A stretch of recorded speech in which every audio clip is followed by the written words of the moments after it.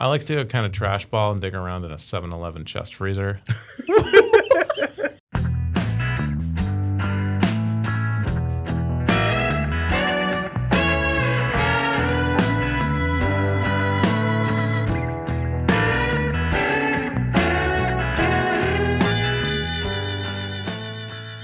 Hey there. Welcome to the Nick's Boots from Start to Finish podcast. I'm Shuyler Mao. Got the usual suspects here. Lucas, Kelsey, Lurs, something. So first prompt, what's been going on at Nick's lately, Lucas? So much has been going on at Nick's. I mean, it's been a long month. Feels like it's been a long month. I'm tired, boss. Yeah. Yeah. I'm looking forward to Saturday. Like, I don't think I've looked forward to a weekend as much as I'm looking forward to this weekend. Yeah, Lucas has been on the road the last 2 weekends. So Yeah. we had Stitchdown Boot Camp, then we went to Guilty Party. That was pretty cool. Yeah, I heard that great. went pretty well. Yeah. Really cool. Got to meet the Guilty Party team. Hung out there for the day on last Saturday when they launched their Terminus, which was a new run we did with them. Rough Out CXL on the 1925 last wedge sole. Really cool boot. Bunch of their regular customers came in and we just chatted boots and other apparel items, but mostly boots. Sold a bunch of boots. Yeah, that was cool. It was fun. Champ was like, hey, I want, like, Marine Field is like a thing right now. Mm-hmm. And they were like, we want Marine Field. And I'm like, well, how about I just get you a Rough Out CXL? It looks exactly the same. It's Yeah. probably basically the same leather. Yeah. So. And they're great. They're pretty great. Yeah. They were wearing theirs with like insane denim fade on them. So their whole tops were like basically just blue from their raw denim they were wearing. Oh, yeah, sure. After like 2 years. Or not 2 years, sorry, 2 weeks. Yeah. But yeah, it was a lot of fun. Really cool guys working there. Patination was strong. Yeah. Absolutely. Champ and Heath and the rest of their team. It was awesome. Good. Yeah, you said it was pretty steady, so we Yeah. like to see that. So that's in Atlanta. If you're in Atlanta and you want to go check out some Nicks, you can definitely go to recommend. Guilty Party. Recommend you check that out. What sparked the move into more retail placements, Kelsey? Remember last weekend we decided that I will be asking the questions. Was I a part of this conversation? Was she? You don't even listen to the podcast? Oh my God. I did not listen to last week's. Slap Wow. in the face. I'm busy. They did. Face. I mean, they did cut like. They cut that out? Yeah. But you told I didn't him to listen to maybe it. cut it out. Oh man, that was the best part. Oh man. So All right. you didn't watch the podcast. Oh, Well, it just came out this morning. Oh.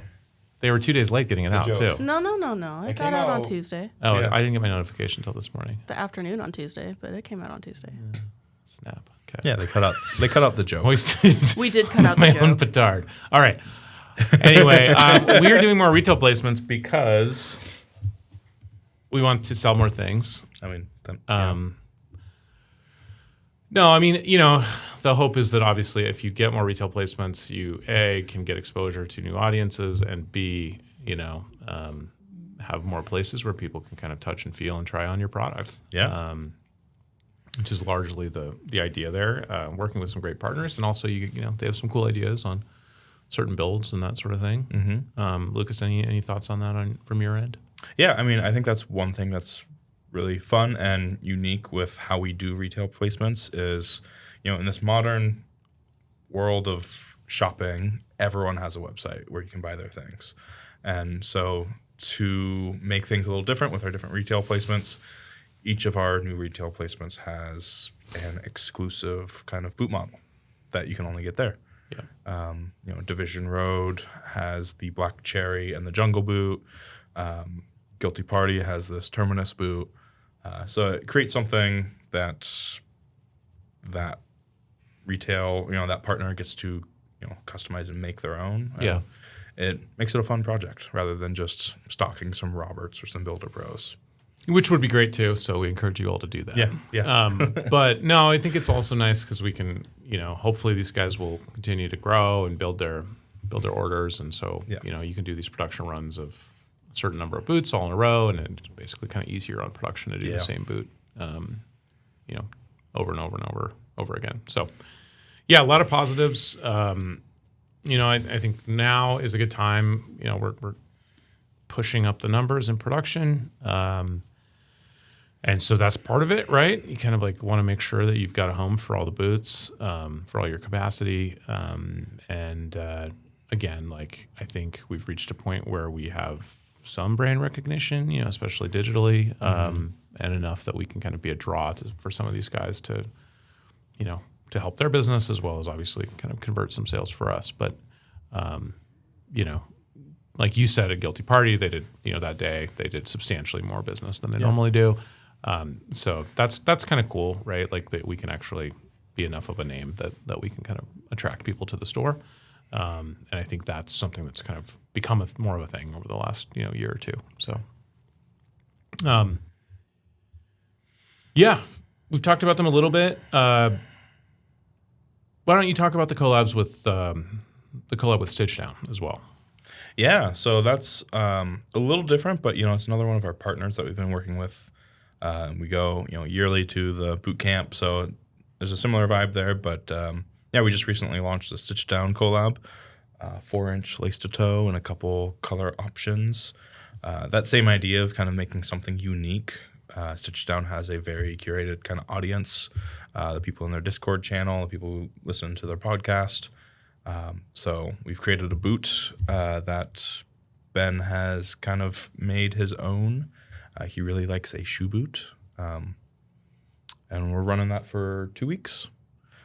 And I'm probably going to do a little bit more with it in the future, but this is like the V1 first launch.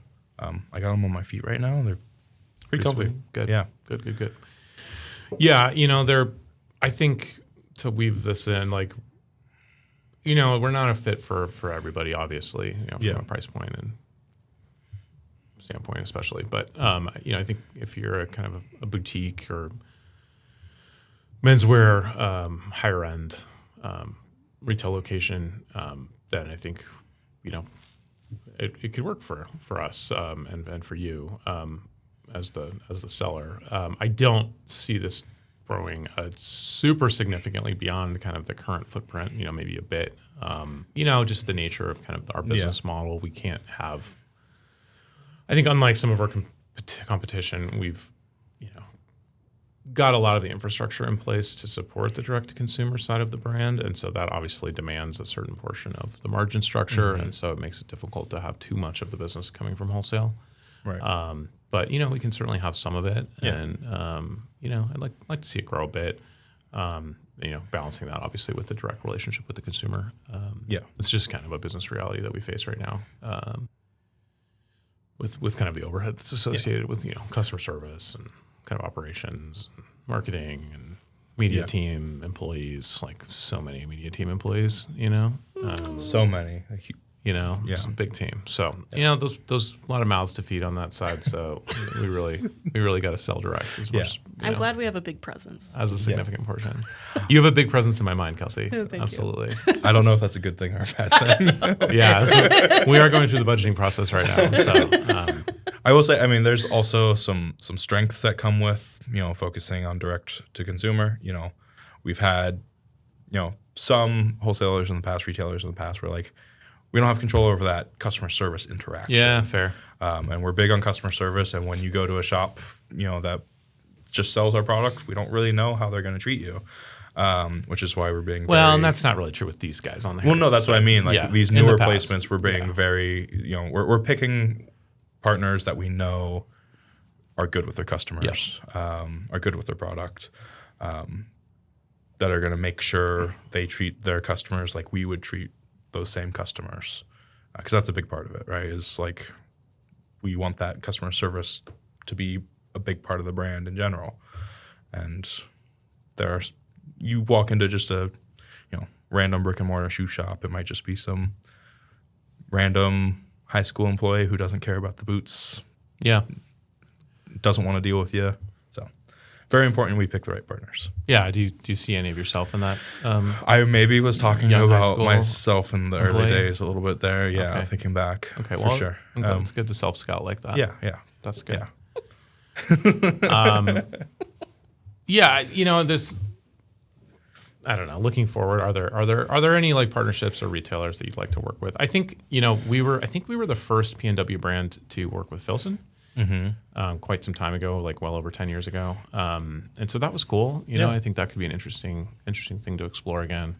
I know they've changed quite a bit since those days, but that could be interesting. But yeah, I think there's not a lot of like places out there. Even if you think about like footwear in general, there's not a lot of specialty. Large scale retailers out there, like Boot Barn is probably a little, not the best fit for us. Right. A lot of footwear sales I think go through mass, Targets and Walmarts and Costco's. Could you imagine? Nick's and Costco. Do you ever buy shoes at Costco? No. Kirkland brand Nick's. I don't think so. I don't think so. Yeah, I just want like I was anyway. Nah, I don't know what to think about it. Like people who buy their pants at Costco. David buys his pants at Costco. Okay, bang. All right, there we go. Okay, His favorite pants. My father-in-law buys his pants at Costco. Yeah, I've found a couple pairs of pants at Costco. I honestly did not like them. Oh. Yeah. My favorite jacket's from Costco. Oh, okay. Yeah. All right.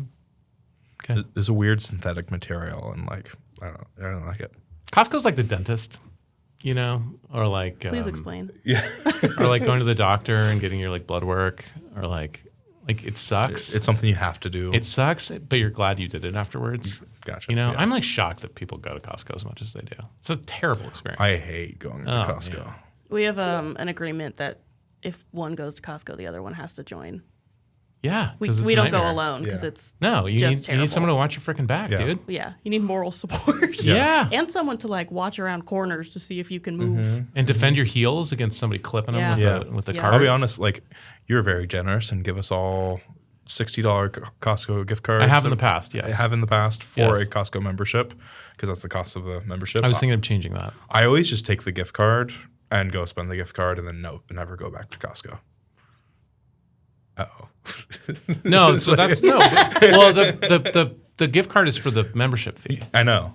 So you just buy a membership fee and don't buy anything? No, I don't buy the membership. I just spend because if you have a gift card, you can shop at Costco with the gift card without a membership. Oh, I didn't know that. Yeah. Yeah, but you can't buy alcohol with it. I tried that once. So I'm trying to figure a workaround for this. I'm trying to move away from Costco. Yeah. Because I don't want to inflict the Costco experience on my employees. That's very thoughtful of you. You know? So we're trying to find, like, I was working through this. Do we do, like, just Visa gift cards? Sure. The problem is, like, it's annoying because if you get a Visa gift card, they charge you a fee. Right. It seems like a scam. You know? Like, they charge you one when you buy them? Or yeah. Yeah, like, I have to pay for the privilege to get a Visa gift card. Even though those rat finks are going to make money on the transaction. Yeah. Well, you guys have seen all the stuff going on with the payment processors. Payment processors are like the enemy of the American consumer and merchant. Yeah. It's like blood-sucking leeches within like this intermediate layer of commerce. Yeah. And they lost a suit. So hopefully the rates are supposed to come down. But like, I don't know, it's interesting. Brazil has something called Pix, which is really interesting. It's like essentially using blockchain to facilitate transactions without with essentially almost no processing fees. Oh, wow. Okay. I mean, just imagine if like 2 to 3% of the economy could go back into the pockets of the merchant and the consumer. You know? Yeah. That's a lot. Yeah. It is a lot. And instead you have like gamification of these. I have one. I have an expensive rewards card. And it's like you've got to be a freaking PhD in math to figure out how to optimize the spend ratios and everything like that. And I'm like, let's just get rid of this. It's ridiculous. Anyway, thank you for coming to my TED Talk. Yeah, no, it's... I hate credit card processors. Yeah. We spend so much money on credit card processing it's every month. It's something we deal with constantly here. Like customers who will, we have plenty of indecisive customers.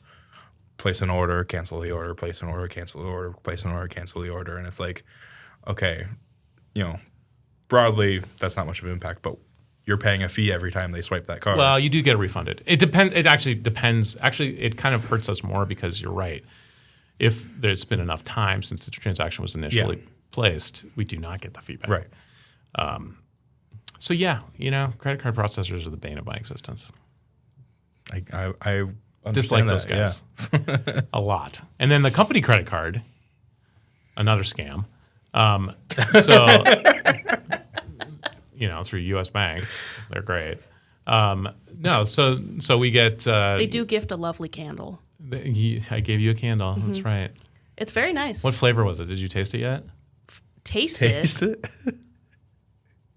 Answer the question. Doesn't it smelled like food? It turns into a planter, right? Yeah, so their whole thing is like they have instructions on the box once the candle burns down how to get the wax out, and then they provide there was a seed packet. So who's the company that makes it? Modern Sprout. Okay, that's cool. Yeah, that's a cool idea. Very cool. That's not because of the bank. That's because of the innovation. Small business. Yeah. Which I poked around on their website. Great Christmas gift ideas if anyone's needing ideas. Get a Nick's belt, get a Nick's boot, and get a cool candle. Yeah. Yeah, absolutely. Yeah. It's a great idea because, you know, once the candle's done, you just have this jar. Yeah. And you just throw it away. Put a plant in it. There you go. What kind of seeds were there? It's thyme seeds. Mm-hmm. I don't even remember what I was complaining about, but our company credit card, that whole ecosystem is absurd. It's like realtors, and I don't know, just skimming off the top, you know? So this year you're just going to give all of us $60 cash is what you're saying? Nah, then I have to pay your taxes. You have to pay taxes on that. Do you, though? Yes, in fact, you do. Yes, in fact, you do. I don't think you want to get me started on taxes either. All right. I digress. Okay. Any cool stories from the event? Travel stories. Atlanta. I think you've already talked about Stitchdown. How was Atlanta? Atlanta was cool. I mean, it was pretty. Did you go to the aquarium at least? I did not go to the aquarium. You didn't see the whale shark? I've been to the aquarium. I didn't go this time. I guess you've seen one whale shark once. You've seen them all, right? It's the same whale shark, isn't it? Probably. They don't cycle whale sharks, I imagine. I don't know. But no, I mean, it was a pretty quick trip. I mean, I got there late Friday night. The event was Saturday. I was out Sunday morning. I kept it pretty light because honestly, I was kind of, you were hungover. I was. There's a lot of travel.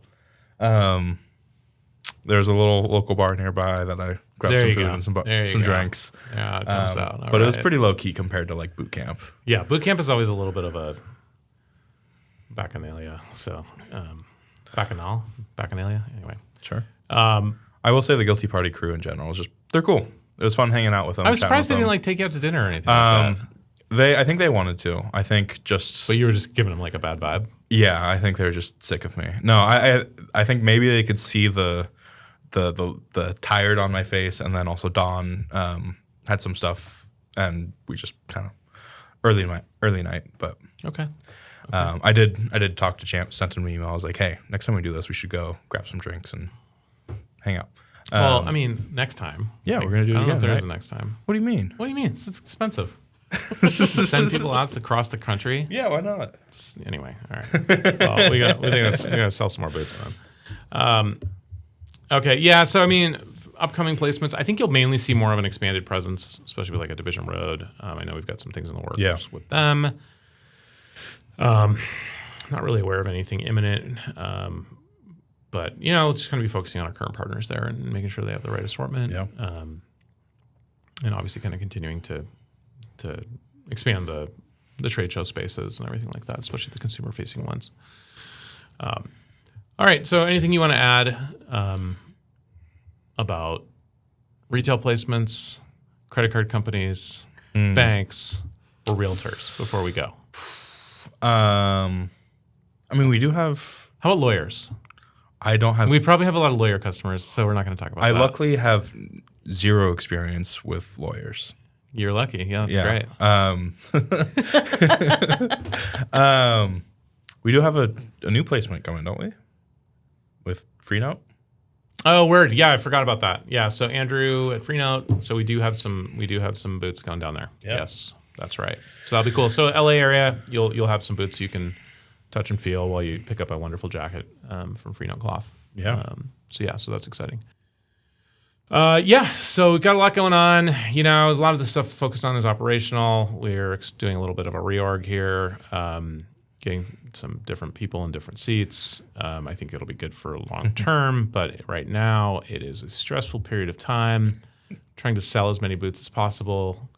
You guys are like, well, why are you trying to sell so many boots? You know, you guys are huge or whatever. I'm like, well, we're not huge. Too, we also make a lot of boots, so you have to keep the pipeline full. So you'll see some. This comes out Tuesday, yeah. So you'll be seeing some pretty cool Black Friday stuff coming up. Yeah. In the next few days. Right now, obviously, I think the RTS sale will still be live along with the jackets and everything like that. So, you know, the balancing act with this business is obviously filling the pipeline, getting the deposits, but also shipping stuff out. Yeah. So we're like, okay, promote, you know, the stuff that we can ship out immediately and also, you know, build the pipeline for the future. It's probably especially stressful when I screw up my reporting formula and send out a report that looks way, way worse than...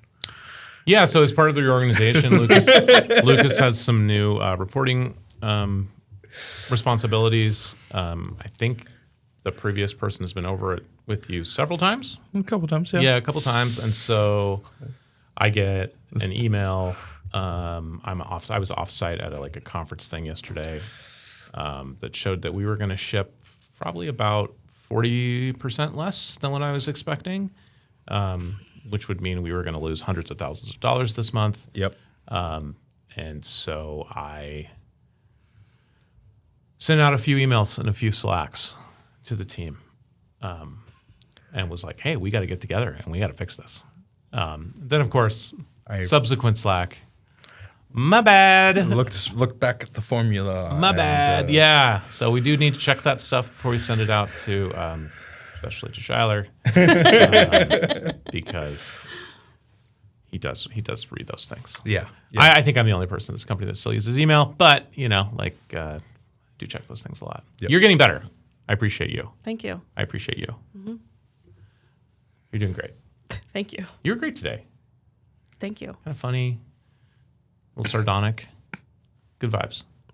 Appreciate it. I try my best. And that's what we love about you. So. Anything else before we go? Well, I didn't get to hear Lucas's favorite frozen dessert. Fair. Oh, wow. We got sidetracked by the whole trash can of it all. The trash can of trash it all. bag, thank you. Trash ball. The trash ball The of trash it all. ball of it all. That needs to go on the wall. The trash ball of it all. Frozen treat, dessert. Whatever, anything that's frozen. Anything that's frozen. You know, honestly, what I like to do, I'll buy a whole thing of blueberries and throw them in my freezer. Yeah. It's a nice snack. Just pull those out, and as you eat them, they start to thaw a little bit, and it's like the perfect level of frozen. I had a friend who used to eat frozen waffles straight out of the freezer. I have nothing to say to that. Yeah, you probably shouldn't have anything to say to that. She would come over and hang out and you have waffles? Yeah. She frozen waffles and just chomp on them. Was this one of your lovers? No, it was a friend in high school. Oh, okay. But yeah. Okay. Anyway, do you ever eat anything frozen raw besides that's not intended to be eaten raw? I mean, the closest thing is cookie dough, but depending on who you ask, that you're supposed to eat that frozen and raw. Frozen cookie dough. I mean, you're not if it's made with eggs. I mean, I've never gotten sick. But yeah, no, growing up, my mom always had a bag of cookie dough in the freezer. I don't think I've ever put cookie dough in the freezer. Oh, really? Yeah. Yeah. Oh, that's common. Like if you make a big batch of it or whatever, so you can. I think it bake just some never now, make some lasted later. long enough at our house. There's no reason for it. My wife's kind of the cookie. We call her the cookie monster, and so she'll make a big batch of chocolate chip cookies. Yeah. Scoop them up, get a little ball form, and throw them in there. Okay. Well, it's nice when you have a bag in the freezer too, because then you can make just a few of them. Well, that's what she'll do. Yeah. She'll be like, I'll put them in the air fryer and make 3 or something like that. Yep. That's smart. Yeah. Just devour them. Yeah. Okay. Cool. Yep. All right. Well, great questions, guys. thank you for listening. If you made it this far, we really appreciate you. And yeah, we'll keep working hard and trying to get better, and appreciate your time. I hope you have a wonderful Tuesday. And hope you get something you love. Black Friday, Cyber Monday. We'll be here for you. Bye. Yeah, so what's our question? What's our icebreaker question? Everyone tells me the podcasts with the icebreaker questions are way better. And then here you are, completely unprepared. Yeah, I'm pretty sure we get 5x views whenever there's a icebreaker question. Hundo P. Okay, I'm the one that tracks it. Anyway, what is your favorite frozen treat? Food? How about dessert? Or Sure. Sweet thing? Whatever. I like to kind of trash ball and dig around in a 7-Eleven chest freezer. And maybe get some like Snickers, ice cream Snickers, or like some ice cream Oreo sandwiches. Yeah. Can you repeat what you initially said? What? Trash ball? I like to go trash ball in a 7-Eleven chest freezer. Do you even know what I'm talking about? I've never heard that. What do you mean? I mean, I know about the 7-Eleven ice cream, yeah. You know, I'm not going to like Salt and Straw or your local artisan ice cream store. Yeah. You know, hand scooped and hand churned. No, we're going. This has been sitting in a freezer for at least 6 months. Like a raccoon digging out of a dumpster. 100%. Yeah. Okay. I get in touch with my roots. I think I just didn't expect you to use the word trash in relation to food because you're such a foodie. You know, so sometimes like I love Cheez-Its. I love Cheez-Its. I mean, that's because Cheez-Its are good. Yeah, but they're not like classy. No. What is the classiest mass available cracker? Club. Okay. That's, yeah. I would go with like the water crackers. Yeah, probably. I don't even remember what they're called, but yeah, I don't know any of the brands. I don't know. Just water crackers. I'm sure there's a brand. Yeah. People like the rice crackers. Mm-hmm. Yeah, all the gluten-free people. Yeah. Yeah, but only gluten-free people. Because if you're not gluten-free, why would you eat a rice cracker? I eat rice crackers. Awkward. I think they're pretty good. They have a good snap. All right. Well, maybe this one backfired on us.